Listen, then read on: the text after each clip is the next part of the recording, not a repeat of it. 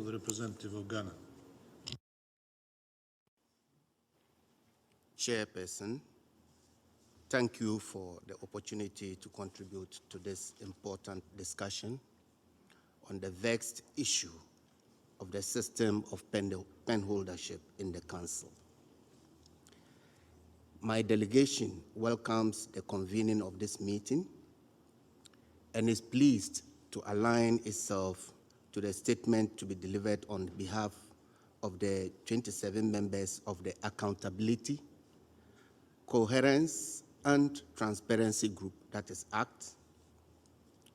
We believe that beyond the ACT group, which strongly advocates improvements to the Council's working methods, there is a huge interest by the wider membership of the United Nations to have the frontiers of the issues of transparency, accountability,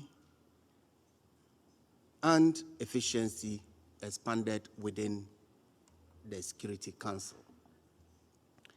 As we all recognize, penholders play an important role in the functioning of the Council, the work of the Council, through the leadership they provide for the crafting of Council processes and products. That leadership role is, however, expected to be done transparently and with accountability to all Council members. While there is merit in having consistency in penholdership, in penholders, there is also the need to have diversity and to ensure inclusivity with the manner Council products such as resolutions, presidential statements, and press statements are drafted, as well as the general approach adopted by the penholders in negotiating outcomes.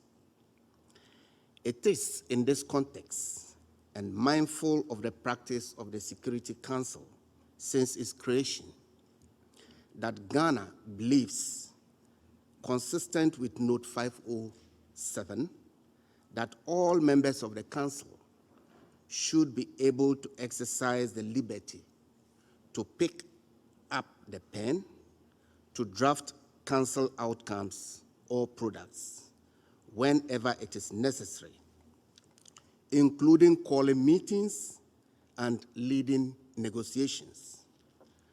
As Note 507 asserts in the relevant parts, more than one Council member may act as co-penholders when it is deemed to add value, taking into account, as appropriate, the expertise and/or contributions of Council members on the subjects.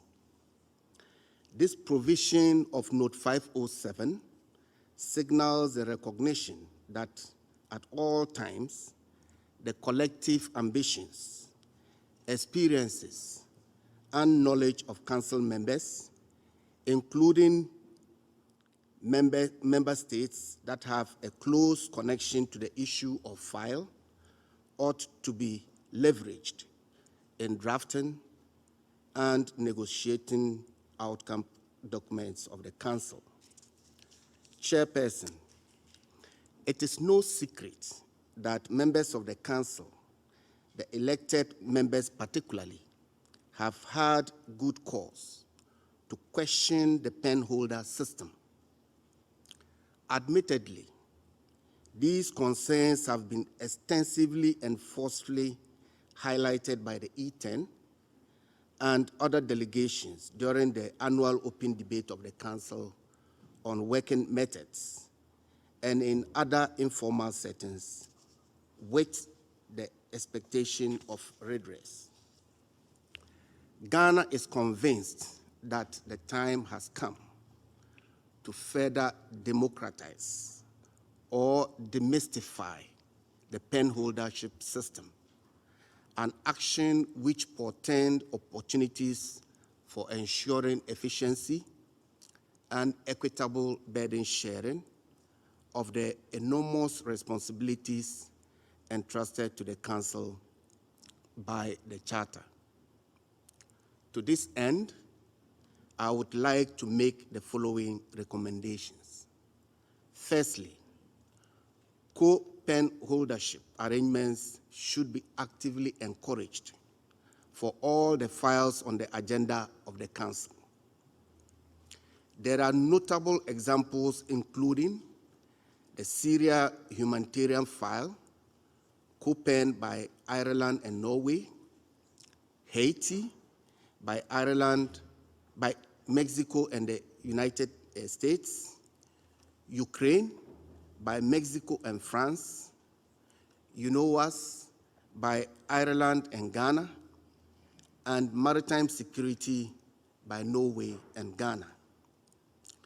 These co-penholderships have served the Council well and have produced useful lessons which can be applied to other situations.